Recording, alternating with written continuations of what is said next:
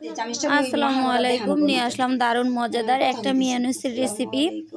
ভাবছি আজকে মাত্র দুটো ডিম দিয়েই খুব দুর্দান্ত স্বাদের এই মিয়ানিস তৈরি করে নিতে পারবেন। সেই রেসিপিটা নিয়ে আজকে হাজির হয়েছি। তাহলে কি কি লাগছে দেখে নেই। সিদ্ধ ডিম দিয়েও করা যায়। আমি এটা এই ব্লেন্ডারের জারেই আমি আজকে মিয়ানিসটা তৈরি করব। প্রথমত আমি এখানে দুটো ডিম নিয়েছি। ডিমগুলো কিন্তু আমি আগে থেকেই পোস্ট করে নিয়েছি। পোস্ট করে ঠান্ডা করে নিয়েছি, যেহেতু আমি ব্লেন্ডার করব, যে গরম গরম দেওয়া যাবে না। তারপরে কয়টা রসুনের কোয়া ছিলে নিয়েছি। হাফ কাপ দিচ্ছি হলো গুঁড়া দুধ। এখানে কিছু ধনিয়া পাতা নিলাম। এটা কি বেশি হয়ে যাবে নাকি?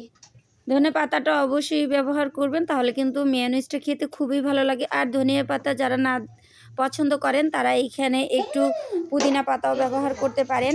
তারপর কয়টা আস্ত কাঁচামরিচ নিয়েছি। তারপর নিয়েছি হলো এখানে কালো গোলমরিচের গুঁড়াটা নিয়েছি আমি এখানে 1 চা চামচের একটু কম, যেহেতু আমি কাঁচামরিচ দিয়েছি। ঝালটা অবশ্যই আপনারা পছন্দ অনুযায়ী ব্যবহার করবেন। তারপরে এখানে হাফ কাপেরও অনেক কম নিয়েছি হলো চিনি। মিষ্টিটা আপনারা পছন্দ অনুযায়ী ব্যবহার করবেন। তারপরে এখানে হাফ কাপ নিয়েছি হলো সাদা রেগুলার রান্নার সয়াবিন তেল। এই মিয়ানিজটা খেতে মাশাআল্লাহ অনেক সুন্দর হয়েছিল এবং খুব মজা লাগতেছিল।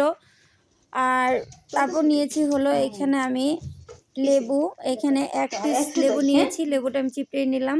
আপনারা চাইলে এখানে একটু ভিনেগার দিতে পারেন। আমি ভিনেগার দিলাম না, আমি শুধু লেবু দিয়েই করলাম। আমি টোটাল এখানে 2 পিসের মতো লেবু দিব, কারণ টকটা এখানে একটু টকটা বেশি হলে খেতে ভালো লাগে। টক মিষ্টি ঝাল এই মেয়োনিজটা কিন্তু সত্যিই অনেক মজাদার। তারপর আমি এটা ব্লেন্ড করে নিব। এমনি দেখাবো যে এবার একটু লবণ লাগবে, ব্লেন্ড করে নিয়েছি। তারপরে আমি এখানে লবণ দিচ্ছি হচ্ছে স্বাদ অনুযায়ী, কারণ আমি প্রথমে লবণটা দেই নাই, পরে দিলাম। আপনারা চাইলে প্রথমও দিয়ে নিতে পারেন।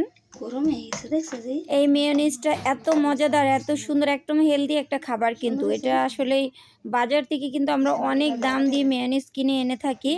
আর বাসায় যদি এত সুন্দর করে মেয়োনিজ বানিয়ে নিতে পারি, তাহলে কিন্তু আমাদের আর বাজারের অস্বাস্থ্যকর পরিবেশে কিছু খেতে হবে না। এই মেয়োনিজগুলা বিশেষ করে বাচ্চারা কিন্তু অনেক পছন্দ করে এই মেয়োনিজটা।